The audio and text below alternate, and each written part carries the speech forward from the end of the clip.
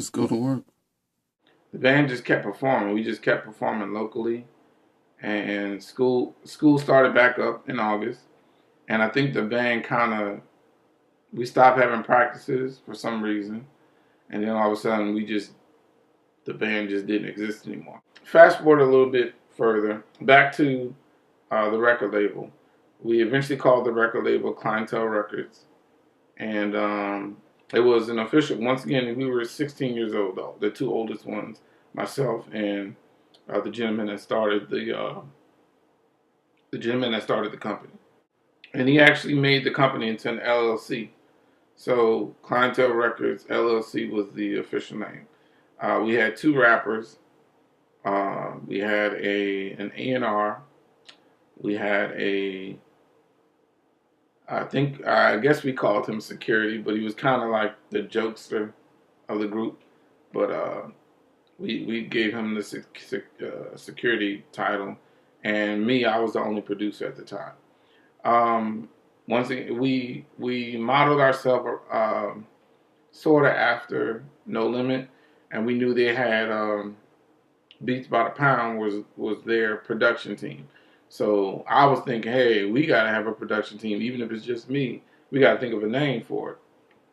So I knew my name. My name was Marty at the time, Marty Marr, and they were trying to think of names of what can we call the producers, because we eventually wanted to have more producers, but at the time, like I said, it was just me.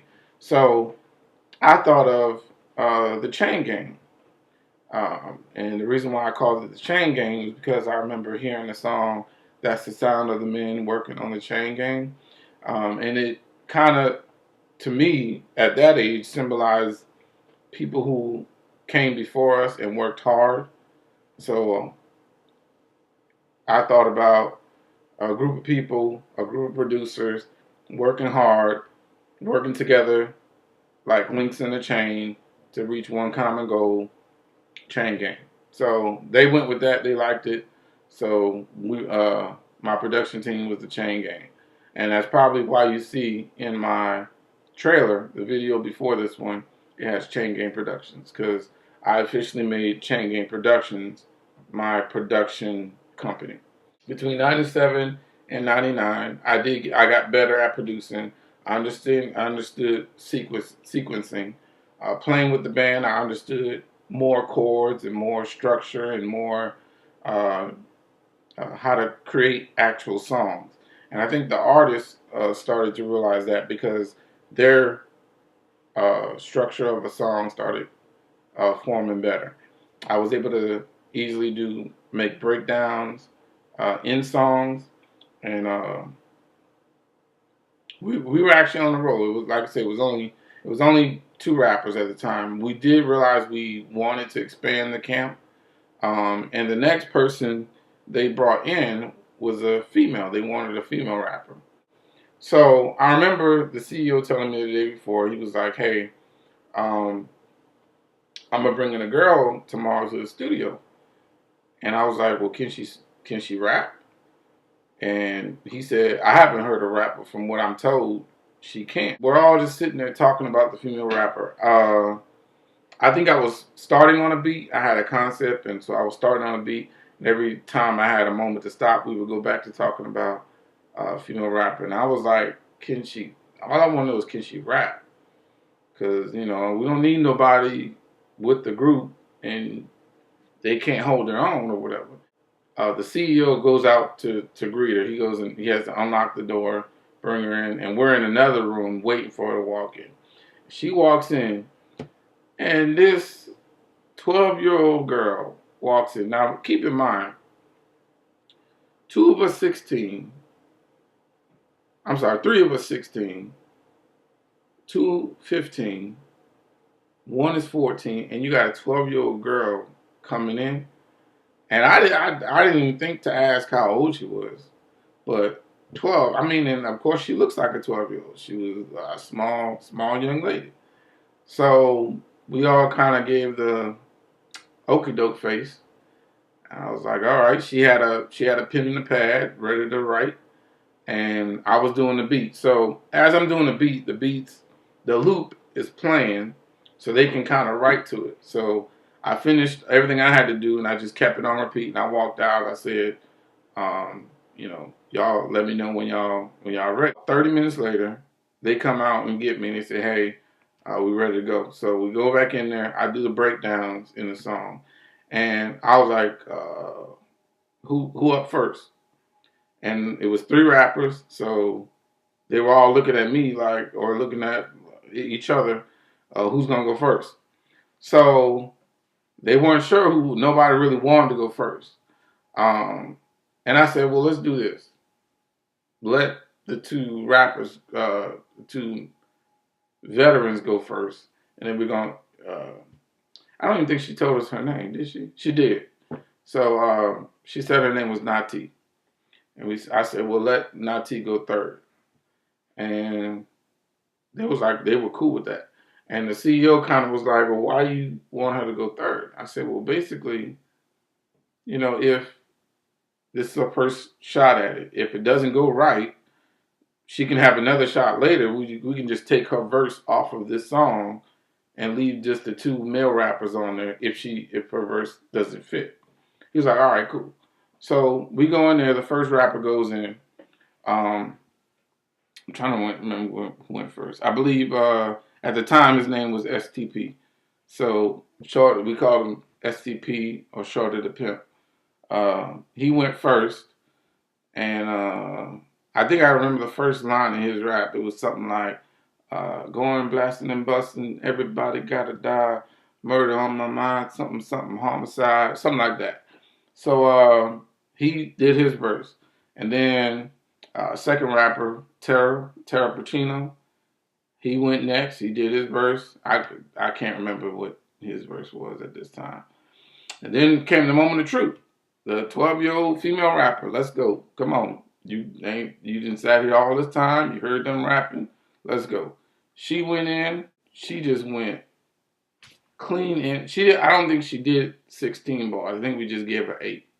She did those 8 bars the second time flawless.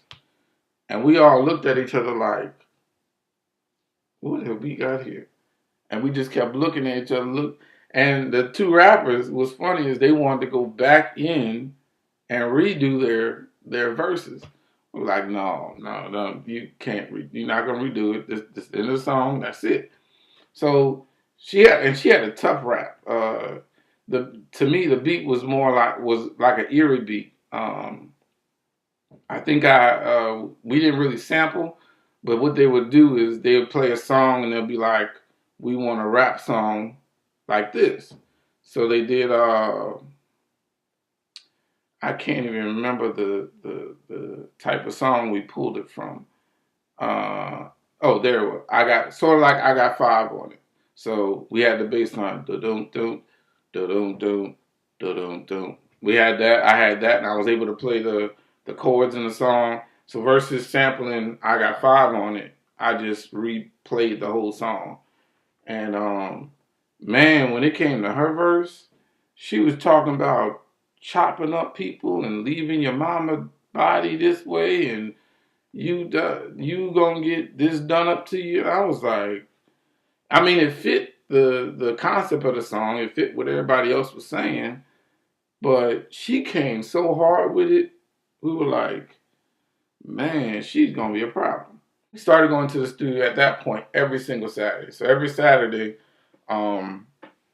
we knew we had to show up to the studio. We weren't sure what we was working on, but everybody showed up. What actually started happening is we made first Saturdays producer day. So me and the CEO would go in. He would tell me a bunch of concepts that he had, and I would just make as many beats as I could in the allotted time of studio time he paid for. So he would I would just do as many beats as I could, and then week 2, 3, and 4, the other rappers would come in and they would get to hear all the beats that I did and pick the ones they want and whatnot. So as far as me and beats, I never was a drummer. I still am not. So most of my beats were very melodic, very full of chords. So I always use piano, always use strings. I usually always use horns. But it was very, it was almost like an R&B song put to a hip hop beat. So a lot of times they would pass up on tracks. They would hear a track and be like, "No, I don't want to do that one." Or to me, I guess they thought it sounded too bright or too corny for them to rap on, so they wouldn't rap on it. But was also weird is that they would get, so the two guys would get first choice on the beat because they had been there longer, and they would leave the beats that they didn't want to Nati. And I remember listening to Yolanda Adams one time during the week, and there was one song that she did, and I kept remembering that the chorus of that song, and I was like, I'm gonna make that one into a rap beat. So I played the song over and over again, learned the chords, put it into a rap song, and I was like, y'all, this is a smash right here. So I put the beat on, and immediately the guys STP and Terra Pacino were like, no, we don't want that one. And I was like, well, what about you, Nati? She was like, yeah, let me get that one. So we did that beat. That day, the two guys left because they weren't recording that day because they didn't pick the beat. And she was there. She was the only one. So it was four of us there, and she hopped on that song, and they came back the next week and heard what she did, and they were so mad that they skipped over that beat. What she did to it made it 10 times better. Time went on, and eventually we got tired of me having to go to the studio a whole Saturday and make as many beats as I could because I felt rushed. So I had to make as many beats as I could, um, and then have it ready for them. And sometimes during the month, they'll think of a song, and I can't really do the song because I can't do the beat because I didn't have any equipment at home. I had to go to the studio and do it, and I didn't want to take up more studio time in the middle of the month doing the records or the concepts that they had. So we decided that eventually I'm gonna start needing my own equipment. And so, obviously I went to the engineer and I said, I need equipment. What I need to get, blah, blah, blah. So he told me, you're gonna go to Guitar, you're gonna look for this, you're gonna look for that. At that point, it was probably 2000. I was in college. I got a partial scholarship to Xavier University, Louisiana, and on top of the loans that I was taking out, I got a pretty huge refund check back from that. So believe it or not, so it was almost like getting paid every semester to go to school. So every semester, I had a three, sometimes four-figure check waiting on me 3 weeks into the month. So I figured, okay, that's really the only income I had. I didn't have a job. That's the only income I had. So let me start saving up some of these checks and get some equipment. So the first piece of equipment I actually bought it from the engineer at the studio. It was ASR 10. Um, it's an Ensoniq. I think the company's name is Ensoniq. It's called ASR 10. Now, if you don't know what ASR 10, go to YouTube. If you don't know what ASR 10 is, go to YouTube, type in Kanye West making a beat. And the first result is him making a beat on an ASR 10. 2000, late 2000. Uh, we're doing shows. We're doing TV shows. Clientell Records is slowly making a name for themselves in locally. I remember we did a performance at a club. With, I think we still have a picture of that. What's so funny is Nati's not in the picture, but she rapped that night. and she's not in the picture because she was too young to get into that club. And I think there was even 2 other individuals in our group who were too young, but they looked older. She just looked young, so they wouldn't have no chances letting her in. They made her stand to the side, way off in the DJ booth, until we got on the stage.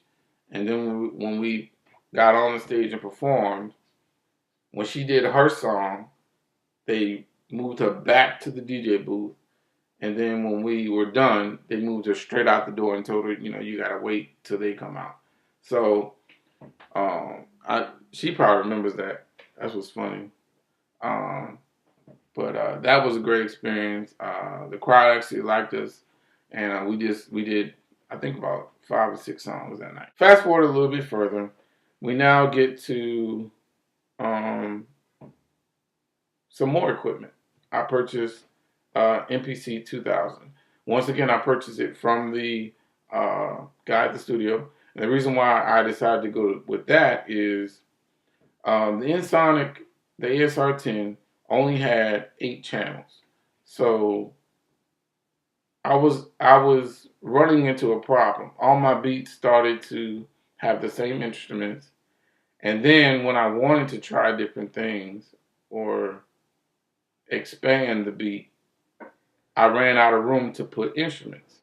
That actually opened me up to a bunch of other things. Our music started getting better, started sounding better. And then I get to 2001. Now, 2001, I think to date, was my biggest year as a producer. A lot of things happened, as you will see shortly. So, 2001, I'm still in college. I think I'm sophomore in college. And I actually, been with Clientell Records since 97. So that's what, 3, 4 years, almost 5. And I started getting complacent. What I was noticing and what really drove me to leave is at one point, I was going in and making beats, and and these weren't horrible beats, but they would.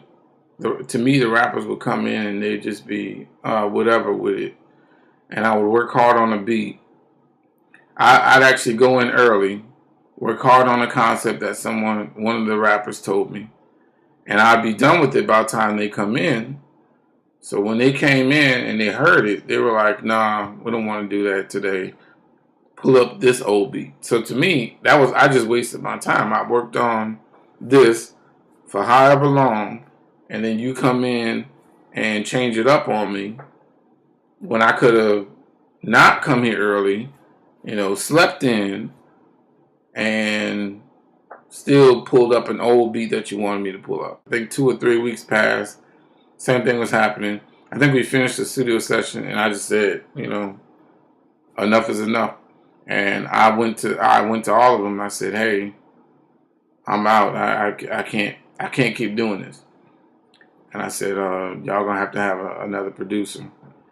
And they were all mad. They very mad. I mean, I would be too. The one person who was issuing consistent music to me is now leaving.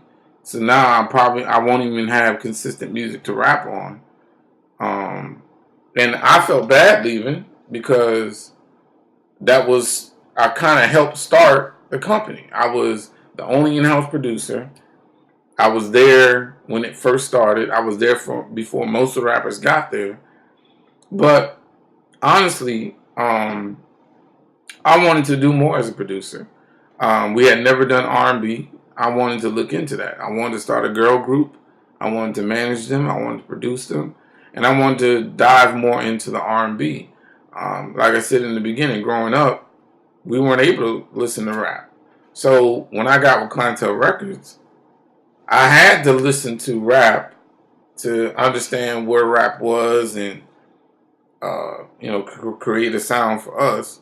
But I was born on R&B and gospel. So they eventually accepted that I left. I left and immediately started searching for individuals for the girl group, and I called them Silhouette.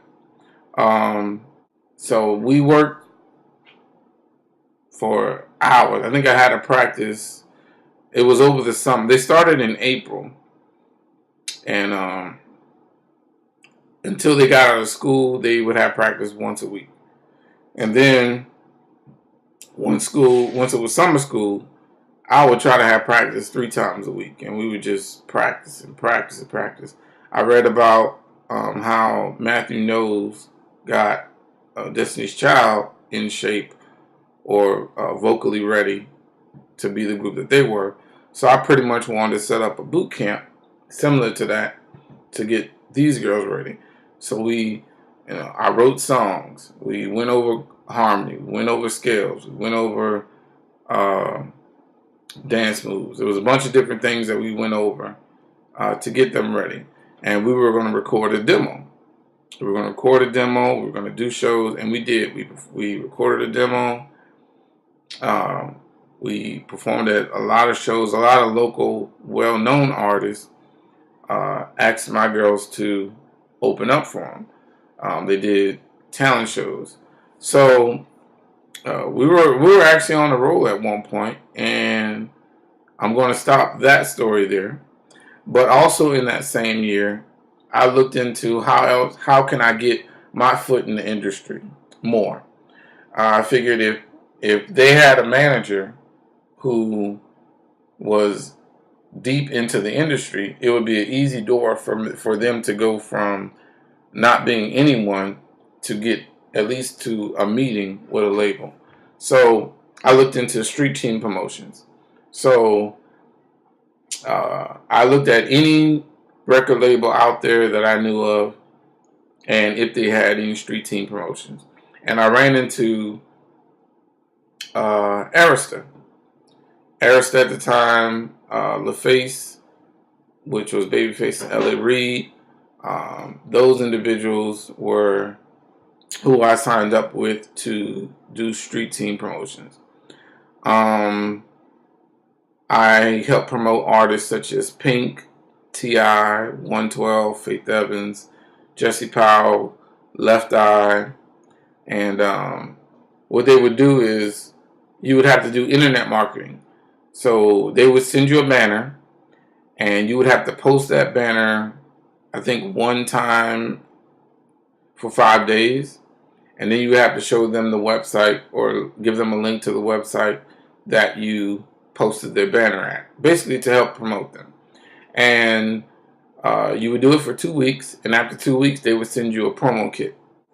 T.I.'s first CD, first album, I'm Serious. They actually gave me a free copy of I'm Serious, and then they gave me about 10 promo copies of it, which was the single, the instrumental, and then what's called the call out hook.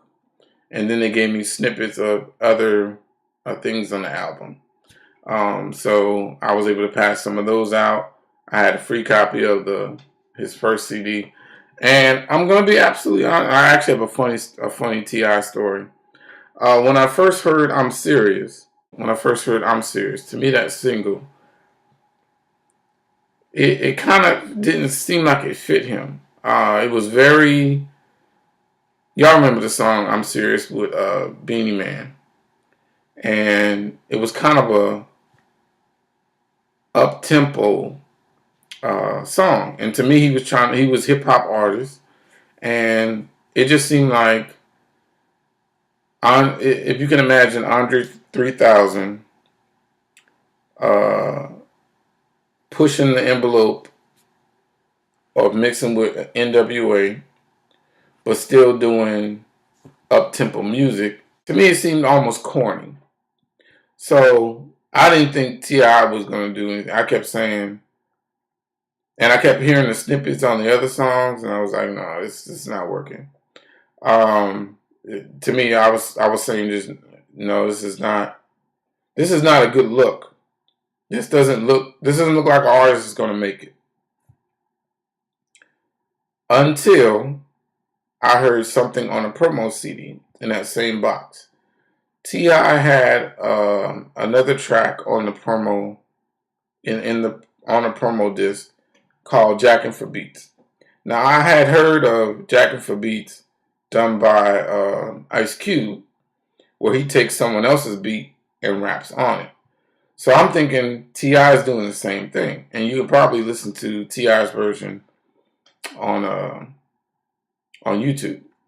But I'm thinking T.I. is doing the same thing. So I listened to it, and basically what he does is, for Jackin' for Beats is, seems like every 16 bars of the song, he would switch the beat to something else. So he had about 10 beats or 10 different songs lined up back to back, and without stopping, the songs played continuously, and he rapped continuously. When I heard him do that Jackin' for Beats, I said, that guy has something that once they figure out the right songs to put with him, he gonna be something. Basically showed me that he was versatile. He was able to keep tempo, keep time, and that all he needed was the right type of beat underneath the type of lyrics he was giving out, and he was gonna be okay. That's why I'm actually gonna stop this episode. This episode, there will be a part 2 and a part 3. I know I'm very long-winded, so a couple of things I want you to look out for. I'm actually getting some new equipment, so I will be showing that to you as soon as it comes in. Also, follow me on Instagram. I'm putting my Instagram name right there. Follow me. We actually today reached 300 Instagram followers, and they were all done organically. It wasn't any, if you follow me, I'll follow you back, or hey, give me a shout out so I can get more followers. I basically scoured the industry, or scoured Instagram, and I found people who had like interests as I do, and they genuinely followed back. I never asked them to follow me back. They just went ahead and followed back. So I'm happy about the 300. We're definitely going to get that number up. So to have 300 followers before even putting out one episode, I think that's a big mark, because I know the numbers are going to get big from here. And trust me, I will never forget the first 100 and the first 300 before this episode came out. So I thank you all for listening. Tune in to part 2. Rate, comment, subscribe. Give me some feedback. Let me know what's going on. Ask me any questions. And I'm going to always sign out. See you at the Grammys.